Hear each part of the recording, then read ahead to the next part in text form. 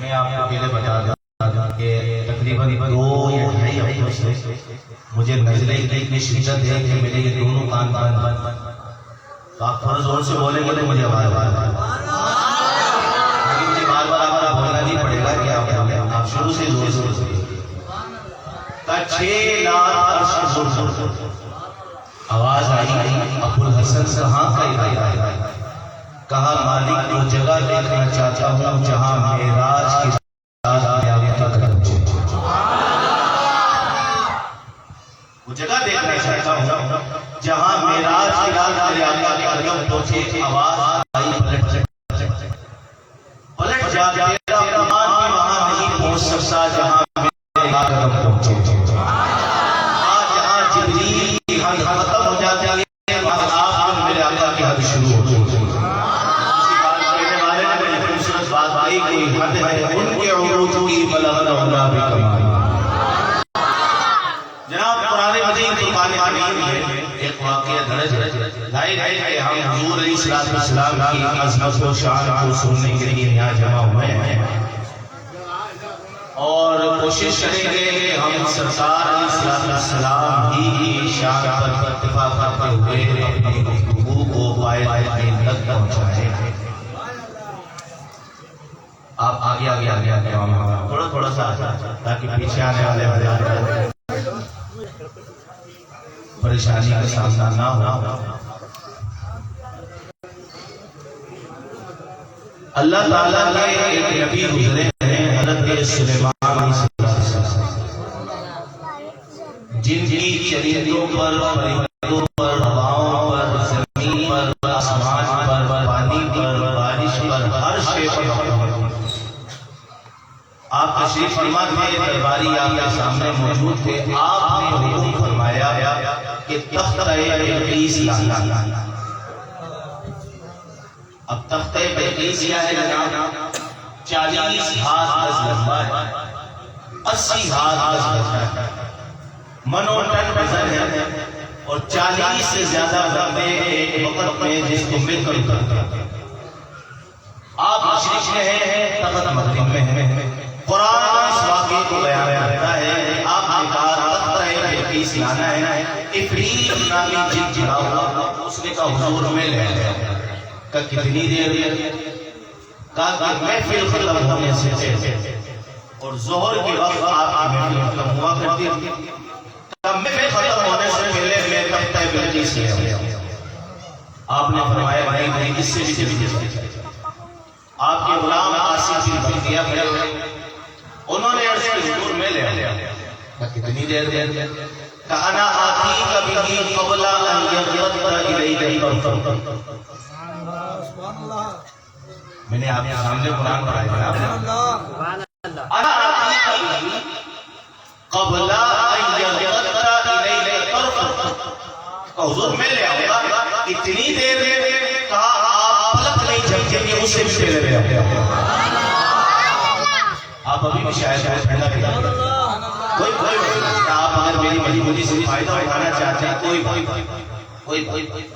کہا انا آتیک بہ قبل ان یغط الیک طرفک۔ حضور آپ پلک نہیں جھپکیں گے، اس سے بھی پہلے لے آؤں گا۔ دربار کا درباری کے ہاتھ میں عرض کرتا ہے حضور میں لے آؤں گا آپ پلک جھپکنے سے پہلے۔ اور قرآن اس بات کو بیان کرتا ہے کہ سلیمان السلام کی پلک نہیں جھپکی، آصف بن بلقیہ ختم ہو گیا۔ آپ کی پلک نہیں جھپکی، آپ جب سے یہاں بیٹھے ہیں محفل میں، جب سے آواز آ رہا ہے، آپ نے کتنی بار پلک جھپکی ہوگی؟ آپ کو ہم ہزاروں بار پلک جھپکتے ہیں، کوئی تعداد نہیں۔ کہا آپ کی پلک جھپکنے سے پہلے میں تخت لے آؤں گا۔ اندازہ لگاؤ، قرآن کہتا ہے آصف بن بلقیہ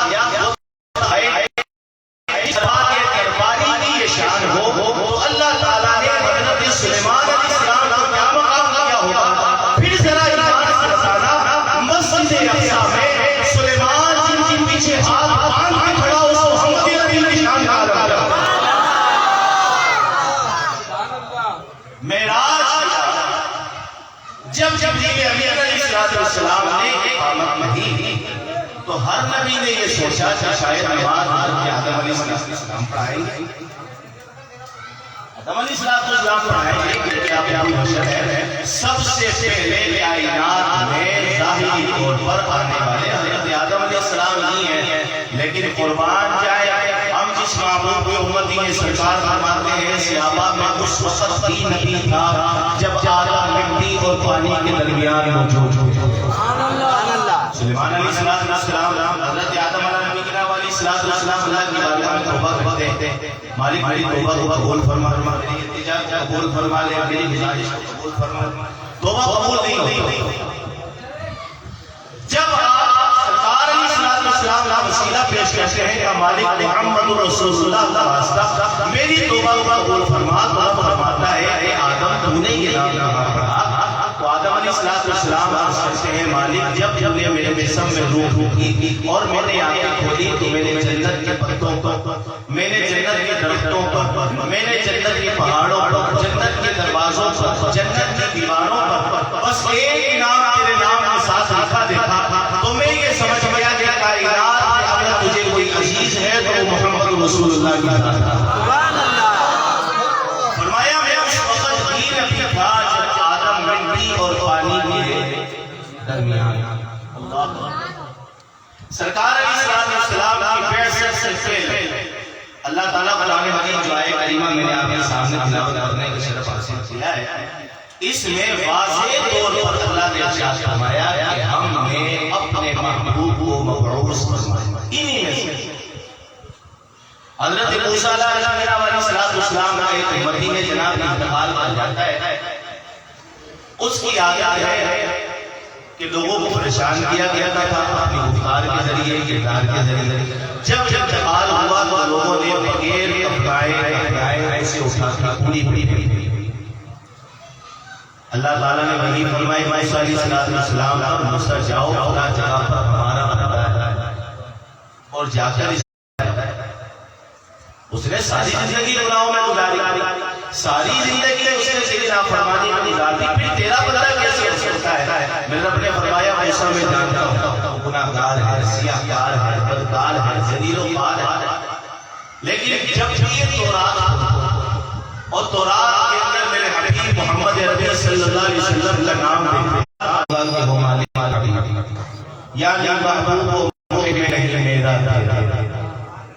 تو مالک کی محمد کہ آپ مالک کے حبیب ہیں، آپ فرمائیں گے مجھ سے دوبارہ میزان کرنا ہوگا یا رسول اللہ رب کا حکم ہو گیا، میں کہتا ہوں دوبارہ میزان کرنا، میزان پر لائے جائیں، آواز بھرے جائیں گے، کوئی ہوگا جو فرشتوں نے بیان کیا نیکیاں تو ہوگی گناہ زیادہ ہوگا۔ سرکار علیہ السلام اپنی طرف سے ایک پرچی نکالیں گے اور نیکی والے رکھ دیں گے جس کی برکت سے وہ نیکی والا بھاری ہو جائے گا، بھاری ہو جائے گا۔ اللہ فرمائے گا اس سے جنت میں لے جاؤ۔ اب یہ جو شخص ہوگا یہ سارا منظر اپنی آنکھوں سے دیکھ رہا ہوگا، عرض کرے گا یا رسول اللہ میں گناہگار سیاہکار، میرے اعمال اچھے، آج نہ باپ کام آیا، نہ باپ کام آئی، نہ اولاد کام آئی، نہ رشتہ دار کام آئے، نہ دوست احباب کام آئے، آپ نے میری مدد فرمائی، شفاعت فرمائی، اور کیسی شفاعت کیسی شفاعت سرکار فرمائی۔ آپ پڑھے ولی علیہ السلام کی سیرت کے بارے میں، اللہ اکبر، میرے امام نے کمال کیا۔ آپ فرماتے ہیں کہ جب حضور گناہگاروں کی شفاعت کر رہے ہیں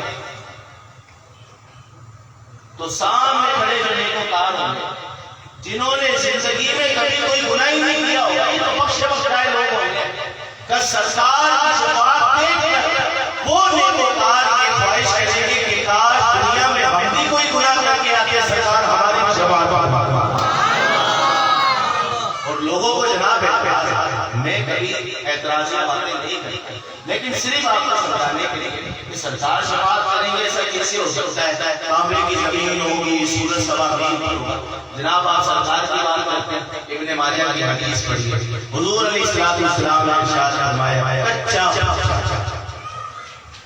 یہ انداز سمجھ آ رہا ہے؟ اور زیادہ جلا لیتا نہیں صحیح سمجھ آ رہی ہے؟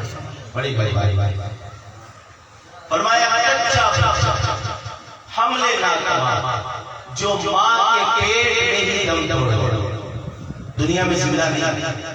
جب قیامت والے دن پورے صراط آئے گا تو یہ پوچھے گا میرے ماں باپ کہاں؟ ابن ماجہ کیا ابن کثیر ابن عزیز تمام محدثین نے پوچھے گا میرے ماں باپ، تو بتایا جائے گا گناہوں کے سبب میرے ماں باپ کو جہنم میں ڈالا گیا. یہ کہے گا کہ میں اپنے ماں باپ کے بنا جنت میں نہیں جاؤں. کچا ہم جو ماں کے پیٹ میں ہی دم دنیا میں زندہ نہیں، جب روز محشر آئے گا پولیس سے پوچھے گا میرے ماں باپ کون ہے کہاں ہے، تو بتایا جائے گا کہ گناہوں کے سبب انہیں جہنم میں ڈال دیا گیا. اپنے گناہوں کی سزا بھگت رہے ہیں، تو جنت میں چلا جا. یہ کہے گا میں جنت میں نہیں ہوں.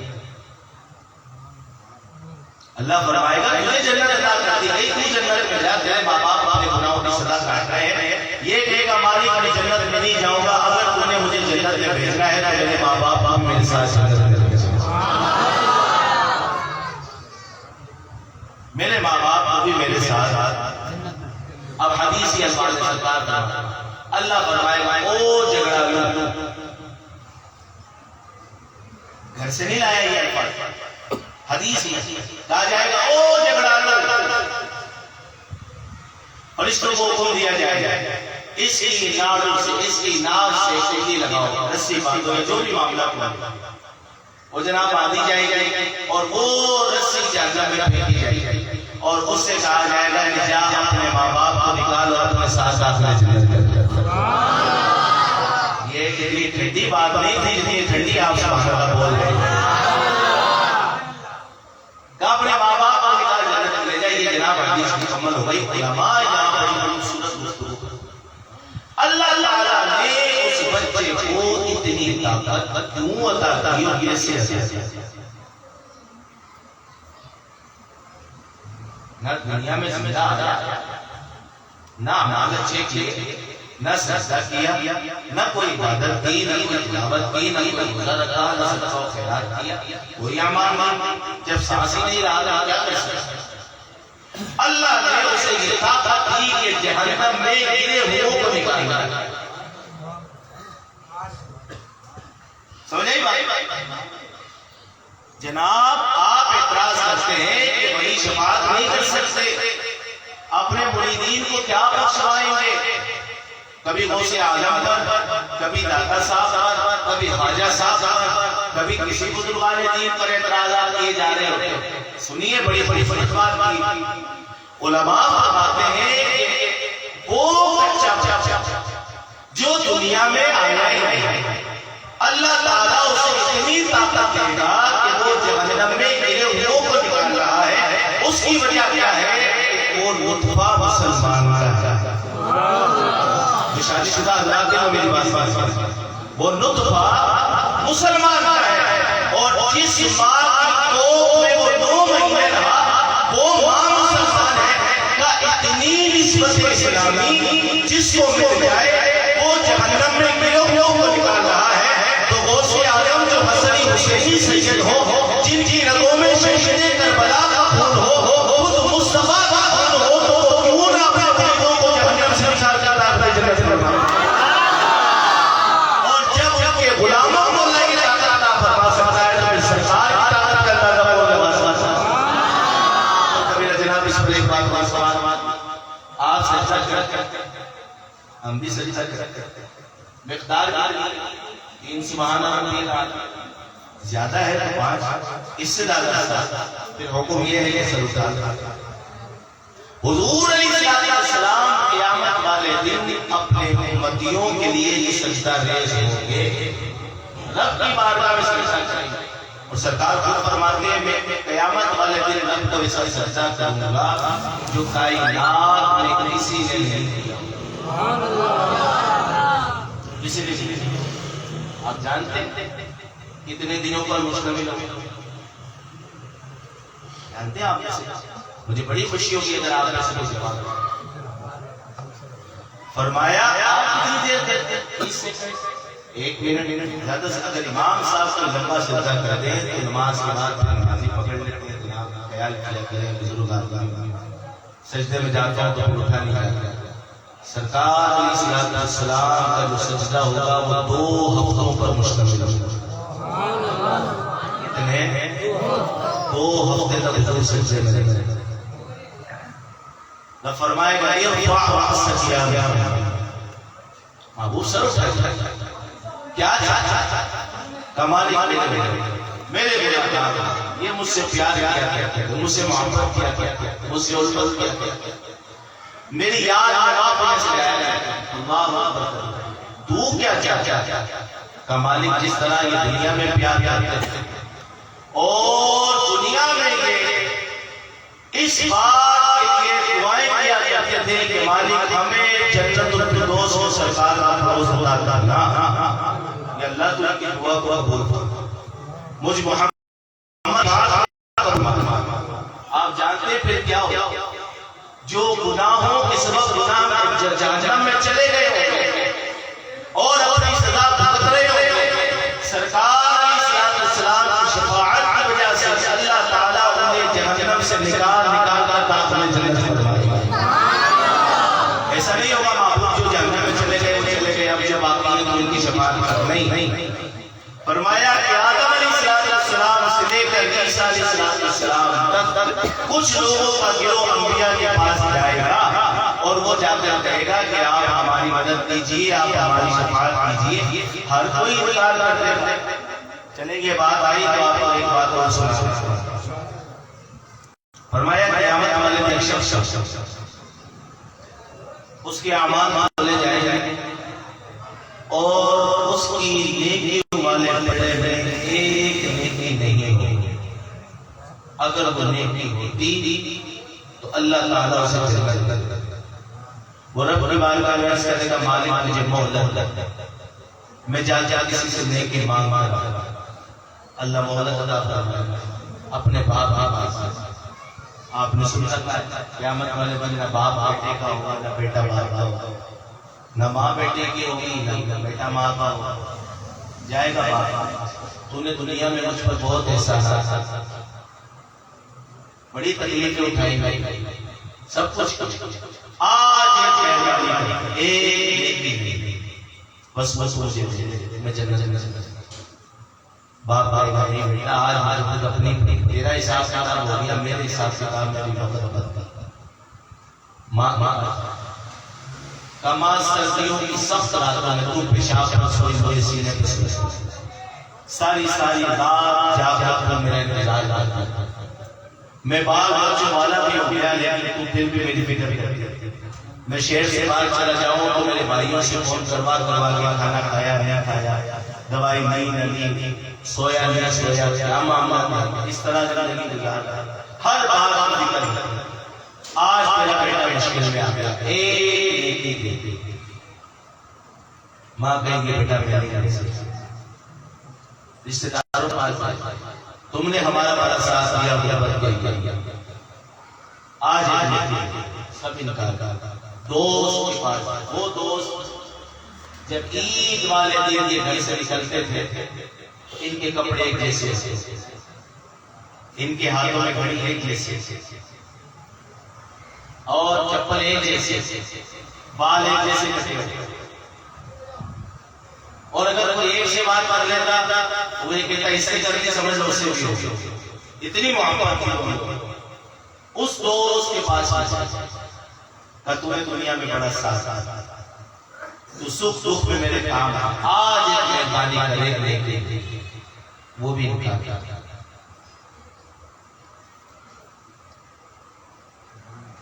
اب یہ شخص مایوس ہو, کوئی نیکی دینے والا نہیں. علماء فرماتے ہیں چھوٹی سے چھوٹی نیکی کو چھوٹا سمجھ کے نہ چھوڑو اور چھوٹے سے چھوٹے گناہ کو چھوٹا سمجھ کے نہ کرو. کیا معلوم کس نیکی میں رب کی رضا ہو, کیا معلوم کس گناہ میں رب ناراض ہو. وہ اتنا قریب ہے کہ عورت کوٹھے سے اٹھ کر آئے اس کے جسم پر دوپٹہ بھی نہ ہو اور پیاسا ستا زمین پر لیٹا زبان باہر نکال کے زندگی اور موت کی کشمکش میں ہو کہ بس کوئی پانی سے پلا دے زندگی نہیں جائے. وہ ہاتھ میں بھر کے لائے گا پانی بچے نہ تو وہ اپنے دامن میں دوپٹہ تو اس کے پاس لے لے کوٹھے پر بیٹھے والی فاحشہ عورت وہ اپنے دامن میں پانی بھر کے لائے اور آ کر کتے کے اوپر نچوڑے اور اس سے چند ٹپ کے پانی کے گر جائے یا قطرے پانی کے گر جائے کتے کے منہ میں جائے اللہ کتے کو زندگی دے دے. جب یہ عمل مالک دیکھے تو اللہ اس فاحشہ عورت کو ولیہ بنا دے. یہ میں بہت بڑے جملے آپ کے آتے ہیں اور بہت سادہ انداز آ کیے گئے صرف سمجھانے بہت سادہ انداز آتے ہیں صرف سمجھانے کوئی بات نہیں. حضرت جنید بغدادی رضی اللہ عنہ بہت بڑی عالیہ شخصیت کے مالک. آپ کے پاس کچھ لوگ آئے بھائی ان کا حضور یہ عورت بدکار غلط کام کرتی آپ ذرا اس کی تربیت کرتے. آپ نے فرمایا کہ سب نے سمجھا دیا نہیں مانی میرے کہنے سے کیا مان جائے پھر بھی کوشش کر آپ اس کے گھر میں داخل ہوئے تو کہا بیٹا کچھ دیر جیسا میں کرتا ہوں ویسا تم نے کرے. کہا کہ پیسے ایسے میں ملیں گے. کہا منہ مانگی کی. اچھا آپ نے وضو کیا اس نے بھی دیکھا دیکھ آپ نے مسلح بچھایا اس نے بھی پیچھے پیچھے مسلح بچھایا کیا ہوتا نماز کی نیت باندھی جناب اس نے بھی پیچھے پیچھے باندھی. اب مریدین دیکھ رہے ہو کیا جب جنید بغدادی سجدے میں گئے تو رو وہ بھی پیچھے پیچھے سجدے رو کا مالک یہاں نہ جانا میرا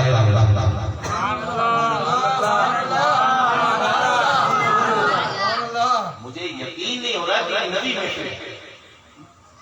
یا تو آپ پہلی بار آئے میں تو پہلی بار ہی آیا نا 2 دنوں میں آپ تو پہلی بار نہیں آئے پھر جھولے آپ سجدے میں گئے رو پیچھے پیچھے ہو سکتی سجدے میں آپ نے کہا مالک یہاں تک لانا میرا زندگی بدلنا تیرا کام. مریدین کہتے ہیں خدا کا عزت کی قسم جب اس نے سر اٹھایا مسجد سے رب کی ولیہ بن چکی. صرف یہی نہیں یہ تو سرکار کی غلاموں کی بات ہے. آپ کو بتا حضرت فاروق اعظم رضی اللہ عنہ کا زمانہ ایک شخص ایک عورت پر فدا ہو آتے جاتے اس کے راستے میں کھڑا ہو اسے دیکھ کر عورت سمجھدار اسے نے کہا کیا چاہتا اور تجھ سے نکال کر اس لیے تو مجھے پسند. اچھا جو میں کہوں گی وہ کرو 40 نماز عمر کے پیچھے پڑے کچھ کہا آپ کچھ کہہ رہے ہیں بھائی کچھ کہہ رہے ہیں آپ لوگ نہیں کہہ رہے چل کوئی بات مرضی نہیں 40 نماز عمر کے پیچھے 41 کی نماز کا وقت ہوگا میں اسی راہ پر تیرا انتظار کر رہی ہوں. کون سی بڑی بات 40 نمازیں کتنے دن میں ہو جاتی ہیں 8 ایسا ہی غلط تو حساب سے لگا 8 دن 40 نماز پڑھ عمر کے پیچھے 41 کی نماز کا جو وقت ہوگا میں اسی راہ میں کھڑی ملوں گی اور تو میرا ہاتھ پکڑنا جاؤ میں تیرے ساتھ چلنے کا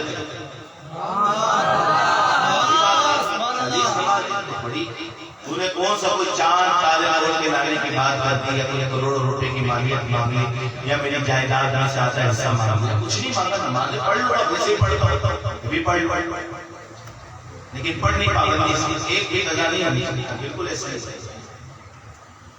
جناب 40 نمازیں مکمل ہو 41 کی نماز کا وقت آیا کہ اللہ تسبیح ہاتھ میں لیے اور نگاہیں نیچے جھکائے گزر گئے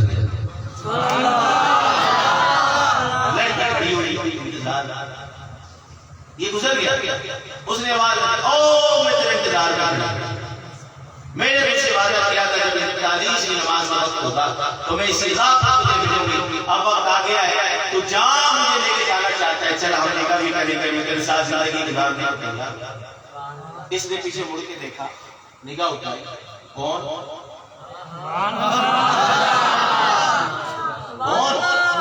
میں نہیں جانتا نہیں جانتا 8 دن پہلے تمہیں مجھ سے شرط لگائی تھی 40 نمازیں پڑھ کر آئے گا 41 نماز کے بعد میں تجھے مل جاؤں گی اور آج تجھے جاننے سے انکار کرتا ہے کہا میں تجھے نہیں جانتا میں نے رب سے لو لگائی ہوئی اب ایمان سے بتا سینے کا زور لگا لے اس معاملہ میرے جملے قضا نہیں ہونے دینا جو 40 نمازیں عمر کے پیچھے پڑے وہ اللہ کی ماری پر پا جائے اور جس نے سرکار کی زندگی میں سرکار کے پیچھے نمازیں پڑھی وہ اللہ نے اس نے کیا مقام عطا فرمایا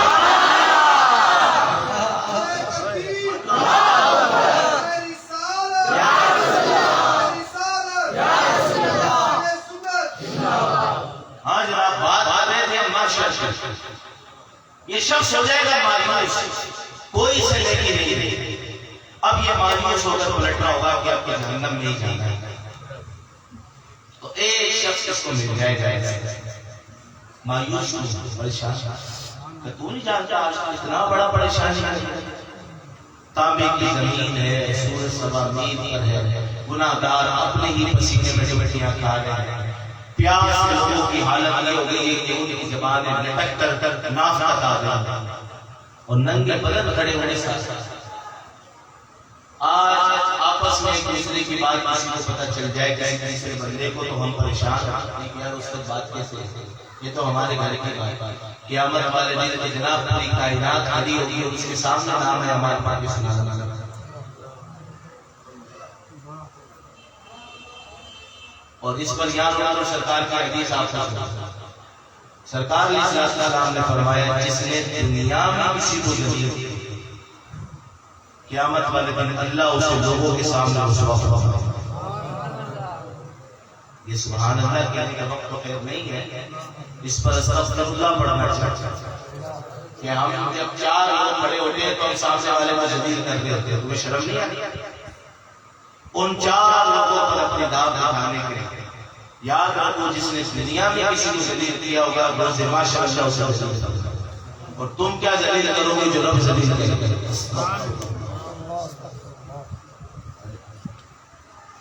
خیر جناب وہ شخص کہے گا بتا تصویر ہوا وہ کہے گا میرے اپنے کام نہیں ہے تجھے بتانے سے کون سا فائدہ چھوڑ نہیں بتاتا چل اس بات میں بتا دے کہ غم بتانے سے من ہلکا ہوتا میں تیری مدد کوئی نہیں کر سکتا میں یہ بات مانتا ہوں اس لیے بتا دے کہ غم بتانے سے من ہلکا ہوتا تو وہ کہے گا یار میرے پاس یہ کہ نہیں یہ ہوتی جنت میں چلا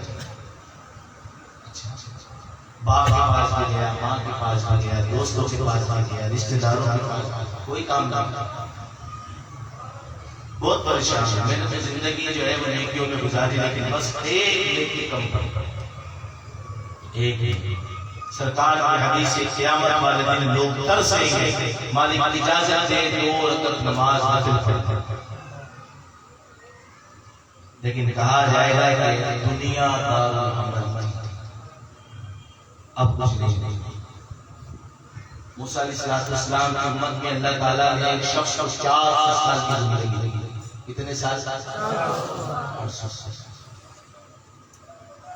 اور اس نے اللہ سے دعا کی مالک مجھے کبھی نہ پیاس ستائے نہ بھوک ستائے میں فقط تیری مدد کرنا چاہتا ہوں اللہ نے دعا قبول کی ایک پہاڑ کے ٹیلے پر چڑھ اللہ نے وہاں سے آبشار کا جاری فرمایا پانی پیتا پیاس ایک انار کا درخت اسی میں سے اگا پہاڑ انار کا درخت انار کھاتا بھوک مٹ جاتی 400 سال کی زندگی ایسے گزاری کبھی زمین پہ کر کے نہیں جب آخری لمحہ آئے اس کی زندگی اسرائیل علیہ السلام نام قبض کرنے آئے تو اس نے کہا کہ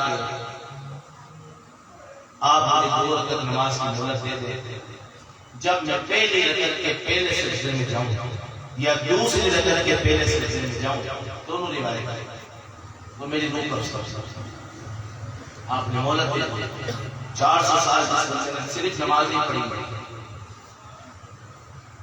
اب جب وہ سجدے میں پہنچا آپ نے روح نکالی معراج کی رات جب جبریل امین علیہ السلام حضور کے ہمراہ رب کے دیدار لے جا رہے ہیں سرکار وہ جبریل ساتھ جب اس پہاڑ کے قریب سے گزرے تو جبریل امین علیہ السلام سے یا رسول اللہ آج بھی یہ سب محسوس ہوتا ہے کہ وہ شخص سجدے کی حالت ہے 400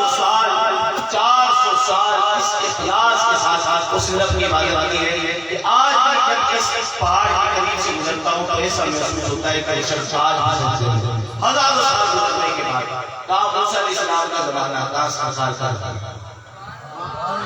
جب رب کی بارگاہ میں پہنچا اس کی روح بلائی گئی اعمال تولے گئے گناہ تو تھے ہی نہیں نیکیاں نیکیاں دیا 4 سال اللہ نے فرمایا فرشتوں میری رحمت سے اس کو جنت نہ لے جاؤ فرشتوں میری بولے رحمت بول میری رحمت جنت اب وہ جو شخص اپنی عبادت پر اعتراض 400 سال سجدے کرنے کے بعد بھی مجھے تیری رحمت کی حاجت ہے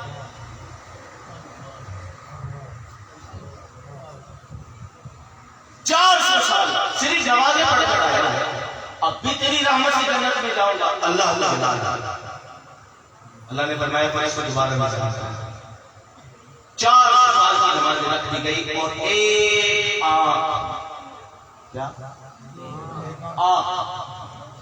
ایک نکال کے اللہ نے ایک پلڑے میں رکھا وہ 400 سال کی نیکیاں نیچے رہ گئی آنکھ کی نعمت کا پلڑا اٹھا اللہ نے فرمایا فرشتوں جہنم میں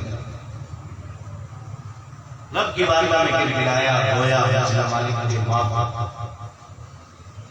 میں اپنی عبادت پر اعتراض مجھے معاف کر دے مجھے اب بھی تیری رحمت کی حاجت اندازہ لگاؤ کہ رب نے آپ کی نعمت ہمیں عطا کی وہ ہے نا میں ایک ہی بات کروں ایک آپ کی نعمت 400 سال فقط سجدے میں گزارنے کے بعد آپ کی نعمت کو شکرانہ ادا نہیں کر سکتا اتنی بڑی نعمت ہے تو سر سے لے کر پاؤں تک کی تو بات ہی نہیں ہے جناب صرف آپ کی بات اللہ اکبر اللہ اکبر یاد رکھو رب کی رحمت کی حاجت ہمیں ہمیشہ اور قیامت والے دن اللہ اپنی رحمت سے سامنے اگر اس نے انصاف کر دیا تو ہم برباد ہو جائیں اب وہ شخص کہے گا پریشان ہوتا ہے مایوس ہوتا ہے چل میں تجھے ایک نیکی دے دیتا ہوں تو جنت میں کہے گا تجھے جنت میں نہیں جانا وہ کہے گا یار میرے ساری زندگی گناہ میں کوئی میرے پلے عبادت نہیں شراب پی زنا کیا چوری کی سارے گناہ اور میں جانتا ہوں کہ جتنی نیکیاں میرے دامن میں اس سے مجھے جنت نہیں ملے جنت نہیں ملے اگر تو جا سکتا ہے یہ کچھ نیکیاں ہیں ان میں سے ایک تو لے لے تو جنت میں چلا جائے میں جانتا ہوں کہ مجھے جنت نہیں ملی میرا ٹھکانہ جہنم ہے یہ خوشی خوشی رب کی بارگاہ میں آیا کمالی لینے کے لیے ہماری میں دیکھ لیا اللہ فرمائے گا آج کے دن جو غفور رحیم ذات میری لوگ اس سے رحمت بھی مانگ رہے ہیں تجھے دیکھ لے اس نے وہ کہے گا مالک اللہ اللہ فرشتوں کو حکم دے گا فرشتے اسے لایا جائے پوچھا جائے تجھے جنت میں نہیں جانا وہ پھر وہی جملے سے کہے گا مالک میں گناہ گار سیاہ کار میں شراب پی کے آیا میں گناہوں میں زندگی گزار کے آیا میرے پڑھنے کے بہت نیکیاں ہیں اور میں یہ بات جانتا ہوں کہ ان نیکیوں کی وجہ سے مجھے جنت نہیں ملی اگر میرا بھائی جنت میں چلا جاتا ہے تو اس سے بڑی اور خوشی کی بات ہوگی اب جس کو اس نے نیکی دی ہوگی اللہ فرمائے گا کہ اس کو جنت میں نیکیاں پوری ہوگی جنت میں اب یہ جو شخص ہوگا اس کے حساب کتاب میں وقت ہوگا جس نے نیکی دی حساب کتاب میں ہوگا یہ واپس پلٹ اس سے کوئی امید نہیں کوئی آس نہیں جب یہ پلٹے گا تو اللہ فرشتوں کو حکم دے گا فرشتوں اسے بھی پکڑو جنت میں ڈالو مالک میں میرا کار ہے سیاکار ہے بدکار میں نے ساری زندگی کوئی نہیں کی مجھے تو جنت میں عطا فرما رہا ہے سرکار علیہ السلام نے فرمایا میرا رب فرمائے گا جب تو بندہ ہو بندے پر رحم کر سکتا ہے میں مالک ہو کر بندے پر رحم نہیں کر سکتا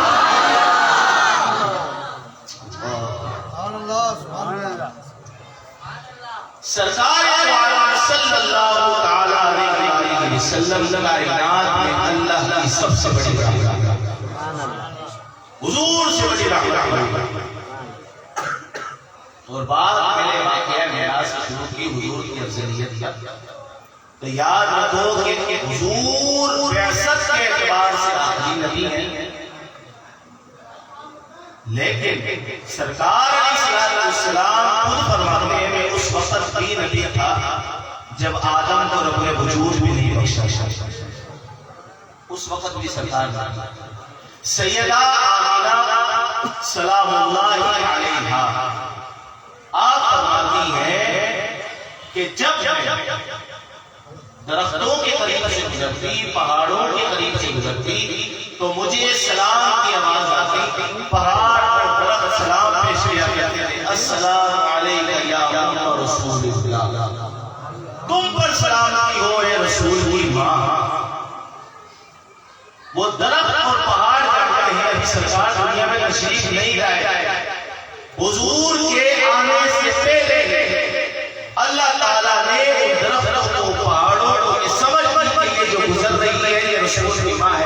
اور صرف یہی بات نہیں، حضرت یعقوب المطلب رضی اللہ عنہ جو سرکار علیہ السلام کے دادا ہے، جب آپ کے قریب سے سیدہ آمینہ ہوئی تو آپ خوشبو آئی اور کہا کہ بیٹا کیا تم عرب کا رواج نہیں جانتی کہ جس کا خاوند انتقال کر جائے عورت خوشبو نہیں لگایا کرتی؟ تم نے خوشبو لگائی ہوئی، تمہارا شخص انتقال کر گیا ہے. سیدہ آمینہ سلام اللہ علیہا فرماتی ہے کہ میں نے کوئی خوشبو نہیں لگائی، واللہ اللہ کی قسم کوئی خوشبو نہیں لگائی. کہا کہ پھر یہ تمہارے قسم سے خوشبو کیسی آتی ہے؟ تو خدا ہی جانتا ہے. جب سے یہ عبداللہ کی امانت میرے پیٹ میں آئی ہے نہ جانے خوشبو کہاں سے پھوٹا جاتا ہے. سرکار علیہ السلام کے آنے سے پہلے اللہ تبارک و تعالیٰ نے محبوب کریم صلی اللہ علیہ وسلم کے چرچے چلوائے. اور یہ آپ جو سنتے ہیں جناب، جو میں نے آپ کے سامنے بیان کیا کہ امتی احادیث کی روشنی میں اور مختلف روایات اور اقوال 12 انبیاء ایسے ہیں کہ جنہوں نے اللہ کی بارگاہ میں دعا کی کہ مالک نبی نہ بناتا، رسول نہ بناتا، اپنے محبوب کا امتی بنا دیتا. ایک دو نہیں، 12 انبیاء. اور حضرت موسیٰ علیہ السلام حدیث الفاظ آپ عرض کرتے ہیں مالک تو مجھے امت محمدی عطا فرما، جو احمد نبی کی امت مجھے عطا فرما. رب کی طرف سے پیغام آیا، فرمایا کہ موسیٰ میں تجھے امت محمد عطا نہیں کر سکتا، میں نے اپنے یار کے لیے بنائی. کمالی اگر تو امت نہیں دے سکتا تو پھر مجھے سرکار کا امتی بنا. موسیٰ علیہ السلام جیسا جیسا قدر نبی، حضرت عیسیٰ علیہ السلام مفتی احمد یاد اجمعین میں میراث الناجی کی شرح میں آنے والی اس کو آپ نے تحریر فرمایا. آپ فرماتے ہیں جناب حضرت عیسیٰ علیہ السلام اپنے حواری کے ساتھ تشریف فرمائے اور آپ سرکار علیہ السلام نام ظاہر بیان فرمائے کہ لوگوں جانتے ہو آپ کے زمانے میں جو احمد نبی کی آمد ہونی، اللہ تعالیٰ نے ساری کائنات انہی کے صدقے بنائی، ساری کائنات انہی کے صدقے بنائی. اور وہ تمام انبیاء میں سب سے افضل ہوں. ایک ہماری قریب عرض کی حضور آپ سے بھی افضل ہوں. تو حضرت عیسیٰ علیہ السلام کی جملے سنی، اپنے ایمان کو تازہ کیا. مفتی احمد یاد اجمعین نے لکھا عیسیٰ علیہ السلام نے فرمایا تم مجھے افضل ہونے کی بات کرتے، آخر زمانے میں آنے والے جو محمد نبی صلی اللہ علیہ وسلم کی ذات ہے، اگر ان کے جھوٹوں کے تصویر مجھے کھولنے کا موقع ملے کہ میں بھی سازہ بندی کی بات. آپ نے یہ نہیں کہا کہ ان سے ملامات نہ جائے، ان کے پیچھے نماز پڑھنا، ان کی صحبت اختیار کرنا. آپ اندازہ لگائے بات آپ نے شروع کا قدموں سے ان کے جھوٹوں کے تصویر، کیونکہ آپ بھی جانتے ہیں کہ یہ نالے وہاں تک جائے گی جہاں جبریل کی حد بھی ختم ہوگا. آپ جمعے کے خطاب میں تھوڑا جلدی پہنچ جائے گا تاکہ آپ کو اگلی ہونے والی بات پہلے سے معلوم ہو جائے کہ خطیب صاحب نے آگے بولنا کیا ہے اور آپ سبحان اللہ کرنے کے لیے تیار ہیں. آخری بات سماعت کر لیجیے. گفتگو اختتام دان رکھنا بتا دی میں نہیں جانتا کہ میں باقاعدہ طور پر پوری آیت کریمہ پر پورا عنوان تیار کر کے آیا، لیکن وقت اتنی تیزی کے ساتھ گزر جائے گا اور بس یہ صاحب نظر کی مہربانیاں ہیں، ہماری کوئی طاقت اور مجال نہیں ہے۔ جیسا بھی ذکر ہوا آپ نے سنا، اللہ ایسا قبول فرمائے۔ آپ جو لوگ محفلیں سجاتے ہیں، لنگر پکاتے ہیں، سرکار کے نام پر حضور کی عبادت پر جھنڈیاں لگاتے ہیں، آپ سے کوئی کچھ آپ کو ملتا ہے، آپ کیا جواب دیں؟ کیا جواب دیں؟ کیا ملا آپ سے؟ کیا ملا؟ خوشی بس خوش ہونے کے لیے آپ یہ کام کرتے ہیں، جنت بھی چاہیے، سرکار کا ساتھ نہیں چاہیے۔ جب قیامت کا دن وہ حضور دامن پھیلا کر بھی فرمائے کہ یہ میرا وہ امتی ہے جو میری آمد کی گھڑیوں پر اور میری آمد کی نماز میں خوشیاں منایا کرتا ہے، اپنے گھر بار کو سجایا ہے، گھر میں اپنے آپ کو بھی سجاتا ہے۔ سنیے جناب، اس کا مول کوئی بیان نہیں کر سکتا۔ آپ کتاب اٹھا لیں، احادیث پڑھ لیں، آپ قرآن پڑھ، اس کا اجر اتنا بڑا ہے کہ ہم سوچ نہیں سکتے۔ سرکار حضور سے وفاداری، حضور سے عشق، حضور کے نام پر محفلیں سجانا، حضور کے نام پر لنگر لٹانا یا لنگر کرنا، اس کا فائدہ کیا ہوتا ہے کہ کرنے والے پتہ ہوتا ہے اللہ وہاں سے اسی کاموں میں آسانی پیدا فرما دیتا ہے جہاں سے امید بھی نہیں ہوتی۔ پہلی مثال دیجیے میرے جو سمجھدار ہیں وہ سمجھ گئے انہوں سبحان اللہ کے لیے۔ آخری بات کہ آپ سامنے اسی پر آپ سنا کر گفتگو اختتام کرتا ہوں۔ ظاہر ہے کہ ہم مزاج کی حالے میں اور فقیروں کی بات نہ ہو تو طبیعت میں مزاج نہیں آیا۔ ہمیں سرکار نے صلی اللہ علیہ وسلم کا بتایا ان سے ہی چاہیے، انہوں نے بتایا سرکار کی شخصیت کیا۔ ہم تو حضور کے زمانے میں نہیں، نہ ہم صحابہ کے زمانے میں، نہ ہم تابعین کے زمانے میں، تو ہم نے کس سے سنا؟ بزرگوں سے سنا کہ سرکار کی شان کیا ہے، حضور صلی اللہ علیہ وسلم کا مقام ہے۔ تو جناب بغداد کی گلیوں میں گھومنے والا ایک فقیر ہے جس کا نام ہے بہلول۔ سبحان اللہ، سبحان اللہ، سبحان اللہ۔ کون ہے؟ بہلول فقیر۔ کون؟ بول ہے میری مجبوری ہے کہ چیخ کر نہیں بولتے، ہنسی آپ بول سکتے ہیں۔ فقیر جو 1 روپیہ 2 روپیہ مانگتے ہیں یہ فقیر نہیں، یہ بھکاری ہے۔ داتا صاحب رحمۃ اللہ تعالی وہ حضوری والی شخصیت جو پاکستان کو یہ شرف حاصل ہوتا ہے کہ داتا صاحب یہاں آرام فرمائے، وہ اعلیٰ مقام اور منزلت پر فائز ہے کہ غوث اعظم رضی اللہ عنہ جیسا جلیل القدر ولی ان کے بارے میں کہتا ہے کہ اگر داتا صاحب میرے زمانے میں ہوتے تو میں ان کے ہاتھ پر بیعت کر کے ان کا مرید ہوتی۔ پاکستان میں داتا کہ داتا صاحب یہاں آرام فرمائے۔ داتا صاحب اشرف معلومات میں فرماتے ہیں فقیر اس وقت تک فقیر نہیں بنتا جب تک مٹی اور سونا اس کی نظر میں ایک برابر نہ ہو۔ خواجہ نظام الدین اولیاء محبوب الہی بابا فرید الدین مسعود گنج شکر کے سب سے پہلے خلیفہ ہیں، دہلی میں آپ کا مزار ہے۔ آپ کے گلوں کا سبب بہت مشہور، کتابوں میں پڑھے اور آپ کے زمانے میں 2 دن شبی رکھے۔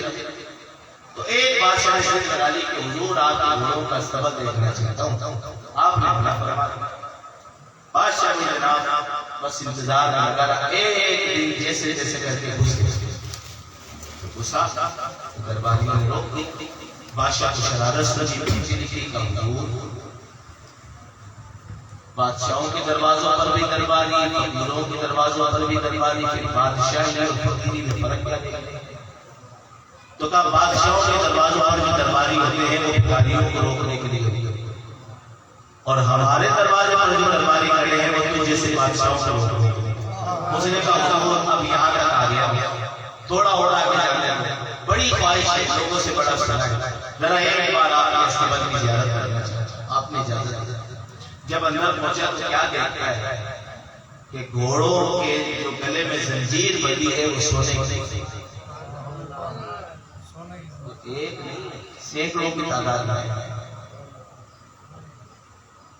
ایک نہیں اور جو زنجیر دلوں میں بندھی ہوئی ہے وہ کتنے چاندی.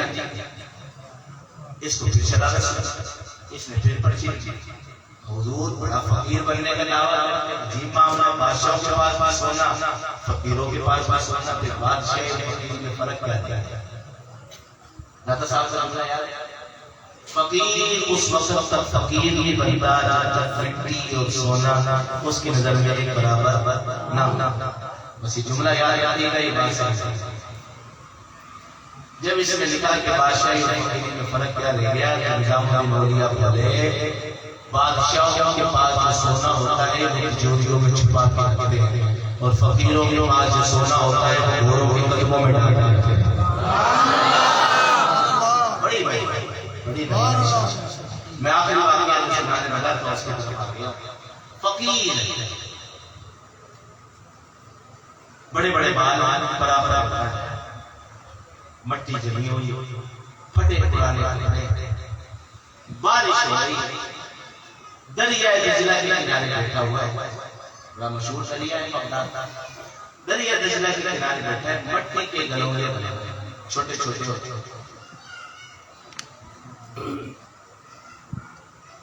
ہارون الرشید بادشاہ کہاں سے گزرا, اس نے پوچھا بہلول کیا کر رہے ہو؟ کہ جنت کے مکان بنا. میلاد النبی منانے سے بہتر کیا ہے وہ سمجھا رہا ہوں. کہ جنت کے مکان بنا بیچتے ہو؟ کتنے کہ 10 بادشاہ نے کہا دیوانہ ہے, پاگل ہے, مجنون ہے, اس کی بات پر کون یقین کرے. ہم چیز کے تھک جاتے ہیں, گھروں کو سجا لو سرکار کے نام پر. وہ کریم ہے, وہ کریم ہے.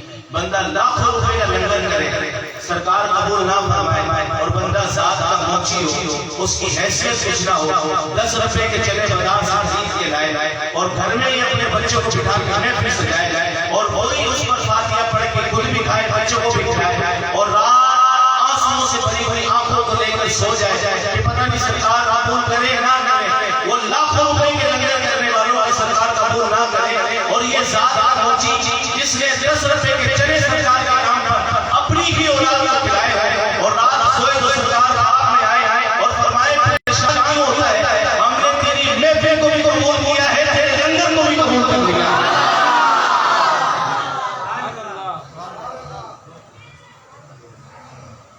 ہم کیا جناب وہ کریں, ہم کیا کریں؟ کوئی حیثیت اور طاقت وقار نہیں. ہم اگر ان کے نام میں کچھ دے بھی دیں گے, ان کے نام میں کچھ بجا بھی دیں گے, انہیں میں سکتا ہے. پیچھے سے بادشاہ کی ملکہ بھی آ رہی. اس نے پوچھا بہلول کیا کہا؟ بہلول کا جنت کے مکان بنا بیچتے ہو کیا؟ ہاں نہیں کہتا 10 روپے. بادشاہوں کے لیے 10 روپے کیا ہوتا ہے؟ اشرفیوں کی بڑی بڑی تھیلی دے دی. وہ بھی فقیر نے ایک گلولے کے قریب مکان لگایا تھا, نشان لگایا تھا جنت میں تیرا مکان.